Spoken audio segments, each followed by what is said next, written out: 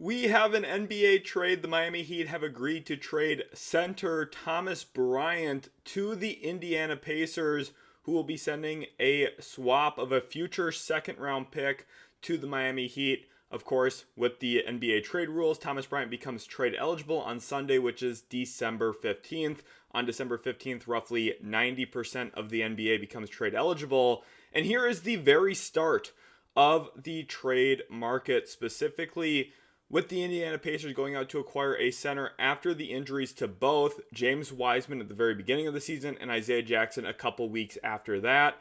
The devastation of the backup center position specifically for the Indiana Pacers, I think, has been a real Achilles heel. And I say that without intending a pun. I did not mean that in a negative way, of course.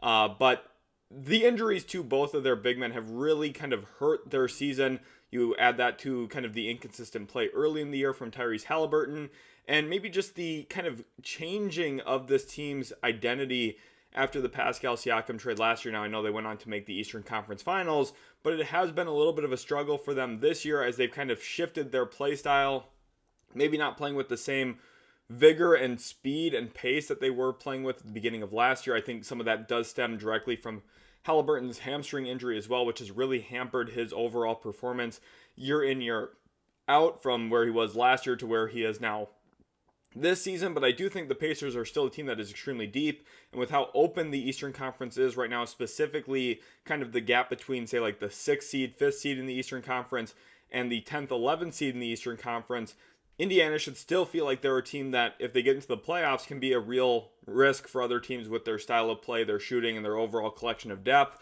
And Thomas Bryant's going to be a very positive addition into this. And I want to really focus here on the Miami Heat for a minute or two as well. I think Miami specifically is such an interesting team to follow given the Jimmy Butler drama right now. Obviously, Jimmy's agent calls out Shams Charania. Shams backs up his report saying, no, it's 100% correct. There's a little bit of history there between the two as well, going back to an MCL sprain from last year. So it's an interesting dynamic right now in Miami, maybe signaling a little bit that they are open for trade here, making a deal even before that December 15th date where Thomas Bryant gets dealt out to Indiana for not a player, draft pick compensation. I think that is extremely important. The Pacers have a couple disabled player exceptions.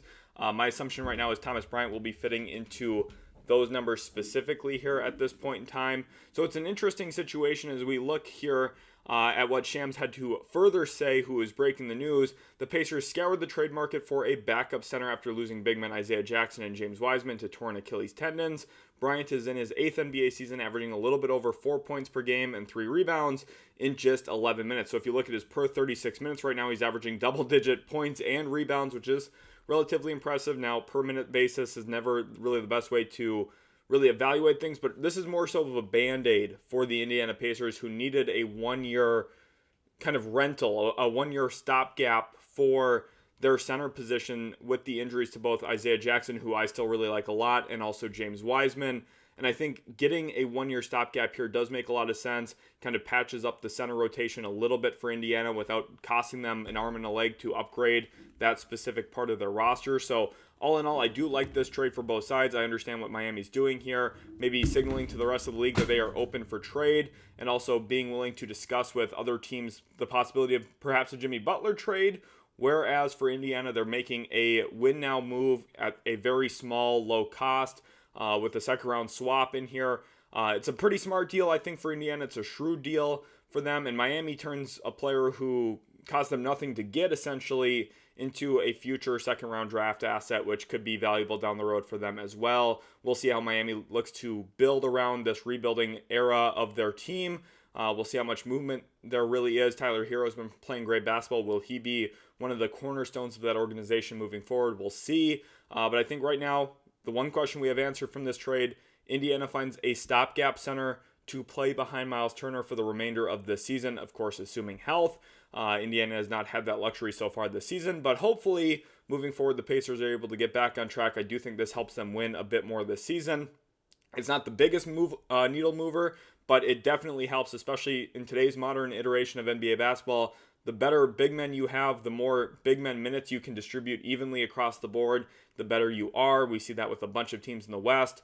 Some of the best teams in the East with Karl Anthony Towns, Kristaps Porzingis, Al Horford, and plenty others. Obviously, Joel Embiid. If the Sixers can get on track at some point, the Bucks obviously have a pretty formidable front court. So I think Indiana going out and getting another body to throw into their center rotation is a pretty well sound move, and I think one that just does make a lot of sense given their internal aspirations at this point in time. I really hope you guys did enjoy the video. If you did, leave a like, subscribe, and we'll catch you in the very next Utility Sports video.